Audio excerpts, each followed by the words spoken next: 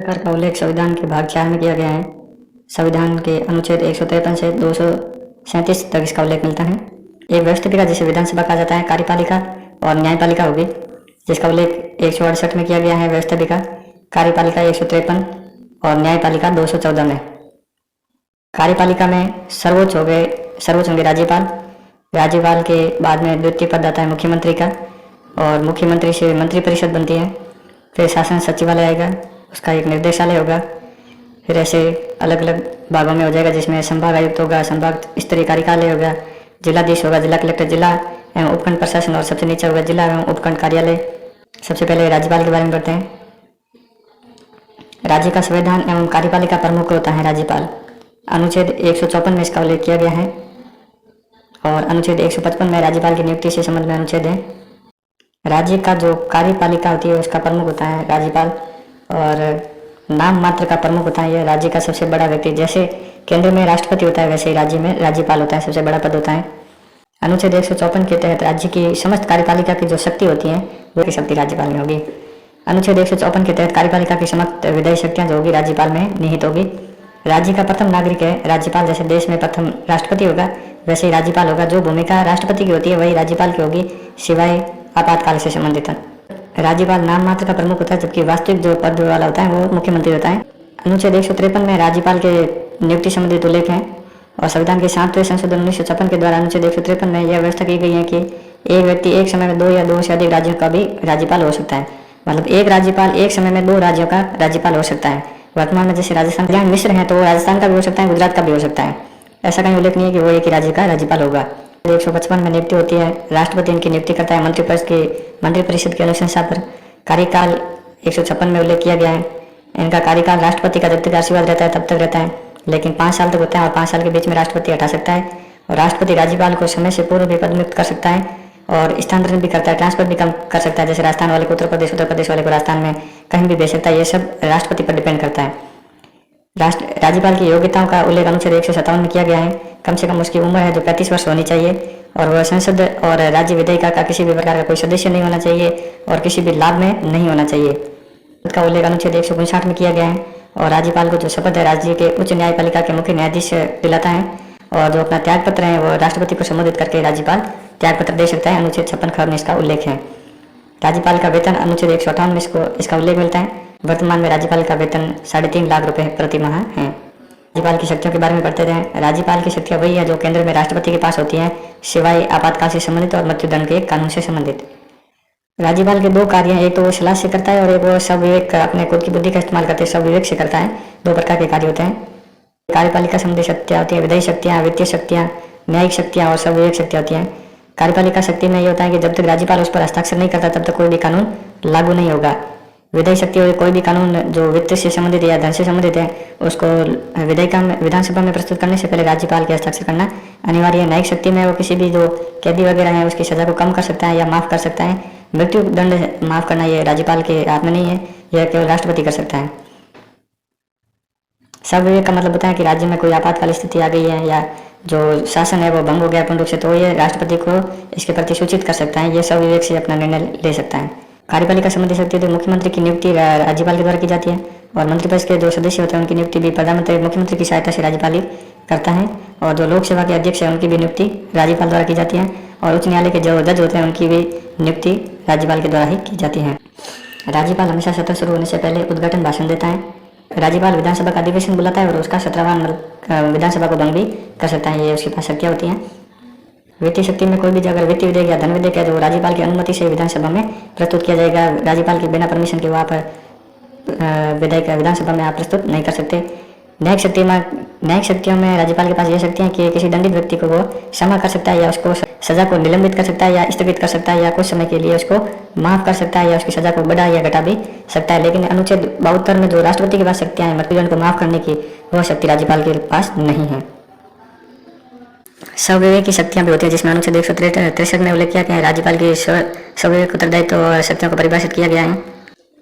राजस्थान भारत का एक ऐसा राज्य है जहाँ सदनी व्यवस्था का प्रावधान किया गया है, जिसमें विधानसभा होती है के सदस्य होते हैं एमएलए, और इनके एमएलए का जो चुनाव होता है वो प्रत्यक्ष रूप से होता है जनता के द्वारा। विधानसभा में सीटों की संख्या को 200 है। सभा के जो सदस्य होते हैं उनकी योग्यता होती है कि 25 वर्ष उनकी उम्र होनी चाहिए, राजस्थान का निवासी या भारत का निवासी होना चाहिए, और वह किसी भी लाभ पद पर नहीं होना चाहिए और मानसिक रोगी या दिवालिया नहीं होना चाहिए। उनका कार्यकाल जो है 5 वर्ष होता है कम से कम, और आपातकाल में 1 साल बढ़ाया भी जा सकता है। और गणपूर्ति होती है 10/1 होती है, 10 का 1 भाग उपस्थित होना चाहिए जब भी कार्यवाही चलेगी, मतलब सत्र में कोई भी नियम पास होगा, वरना वो इस सभा में 1 अध्यक्ष होता है और 1 उपाध्यक्ष होता है। इनका जो निर्वाचन है वो विधानसभा के सदस्यों के द्वारा किया जाता है। अध्यक्ष का इस्तीफा देना हो या फिर उसको पद मुक्त करना हो तो जितने भी सदस्य हो 14 दिन पहले उनको लिखित में नोटिस देंगे और उसके बाद में वो अपना त्याग पत्र विधानसभा उपाध्यक्ष को देगा और उपाध्यक्ष अध्यक्ष को देगा। ये मंत्रिपरिषद,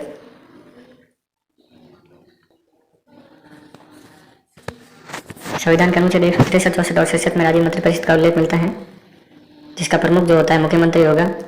मंत्रिपरिषद का जो मुख्य रूप से काम होता है राज्यपाल को परामर्श देना होता है। यह उसका कर्तव्य है कि वो राज्यपाल को समय समय पर परामर्श देते रहें। मंत्रिपरिषद 1 होगी। राज्यपाल द्वारा विवेक अनुसार किया गया निश्चय अंतिम निर्णय होगा, उनकी सलाह मानना अनिवार्य नहीं होगा। राज्यपाल द्वारा किए गए विवेकपूर्ण कार्य पर किसी प्रकार की कोई जांच नहीं होगी, किसी प्रकार का कोई आप प्रश्न खड़ा नहीं कर सकते। 164 में उल्लेख किया गया है कि राज्यपाल सभी मंत्रियों की नियुक्ति करेगा, मुख्यमंत्री की सलाह पर करेगा और मंत्रिपरिषद जो भी नेता होंगे उनको कार्य का जो बंटवारा है वो भी मुख्यमंत्री की सलाह से राज्यपाल करेगा। अब बढ़ लेते हैं मुख्यमंत्री के बारे में। केंद्र सरकार में जो प्रधानमंत्री की भूमिका होती है वही भूमिका राजस्थान राज्य में मुख्यमंत्री की होती है। भारतीय संविधान में संघीय और राज्य स्तर पर संस्थात्मक व्यवस्था को अपनाया गया है। जैसे वास्तविक कार्यपालिका जो होगी उसका मुखिया कौन होगा? मुख्यमंत्री, और नाम मात्र का होगा राज्यपाल। मुख्यमंत्री की जो नियुक्ति अनुच्छेद 164 में इसका उल्लेख किया गया है, राज्यपाल के द्वारा नियुक्ति की जाती है। विधानसभा का जो बहुमत दल होता है उसका बहुमत दल का नेता ही मुख्यमंत्री बनेगा।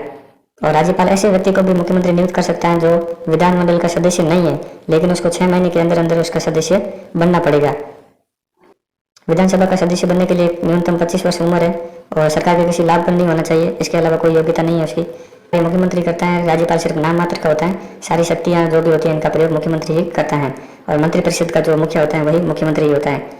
मंत्रिपरिषद की जो शक्तियाँ होती है वो सभी मुख्यमंत्री में ही निहित होती है, नाम मात्र का राज्यपाल होता है। जो भी कार्य राज्यपाल करता है वो सभी मुख्यमंत्री की सलाह पर करता है। सभी मंत्रियों की नियुक्ति से लेकर उनके कार्य का बंटवारा से लेकर सभी मुख्यमंत्री की सलाह से ही राज्यपाल कार्य करता है। विधानमंडल में शासन का पक्ष रखना भी मुख्यमंत्री का काम है। कानून निर्माण में भी मुख्यमंत्री की विशेष भागीदारी है। राज्यपाल को परामर्श भी देना मुख्यमंत्री का काम है और बजट तैयार करना मुख्यमंत्री का कार्य है। मंत्रिपरिषद और मंत्रिमंडल की कार्यकारिणी जो बैठक होती है उसकी जो अध्यक्षता है वो मुख्यमंत्री करता है। इसका सामूहिक उत्तरदायित्व होता है।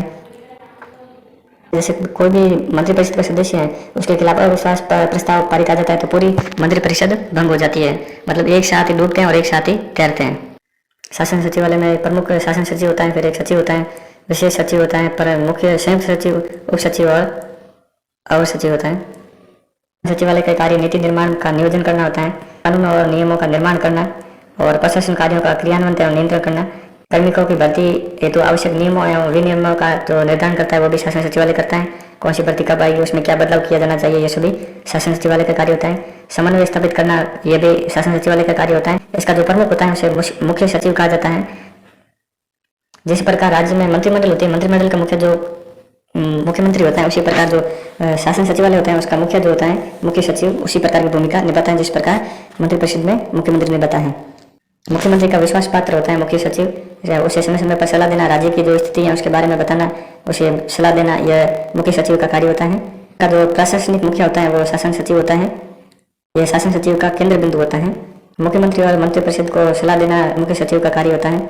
माध्यम से हम मुख्य सचिव की भूमिका को आसानी से समझ सकते हैं। जैसे मुख्य सचिव है, ये मुख्यमंत्री को सलाह देगा। प्रशासनिक जो सचिव होता है उसको नियंत्रण करेगा। विभाग अध्यक्ष है, मंत्रीगण है, संसद तथा मंत्री विधायक है, न्यायपालिका, जनता संचार साधन, पंचायत राज संस्था, जिलाधीश और पुलिस महानिदेशक, इन सबके प्रति उत्तरदायित्व होगा। जिलाधीश मतलब जिला कलेक्टर जैसे हम कहते हैं। जिला स्तर पर ये सबसे प्रमुख उच्च पद पर होता है। जिले का प्रमुख जिला स्तर पर जो प्रमुख होता है जिलाधीश होता है जिला स्तर पर। उससे नीचे अतिरिक्त जिलाधीश होता है, फिर उपखंड अधिकारी होता है, फिर तहसीलदार, नायब तहसीलदार और ग्राम स्तर पर पटवारी होता है। जिलाधीश का कार्यकाल 60 वर्ष तक होता है। बीच में राष्ट्रपति उसे हटा भी सकता है। राष्ट्रपति का जब तक मतलब प्रसाद रहेगा जब तक वो कार्य करेगा और इसका स्थानांतरण भी होता रहता है ट्रांसफर 60 वर्ष तक। इसकी भूमिका है मुख्य रूप से अपना जो जिला है उस जिले का जो प्रशासनिक व्यवस्था बनाए रखना, शांति बनाए रखना, ये सब जिलाधीश का कार्य होता है। जिलाधीश को जिले का आंख, नाक और कान और बाहें कहा जाता है। संस्थागत करिश्मा की उपमा दी गई है जिलाधीश को। राज्य में दौरा करने के लिए बाहर से जो वीआईपी लोग आते हैं व्यवस्था करना भी जिलाधीश का कार्य होता है।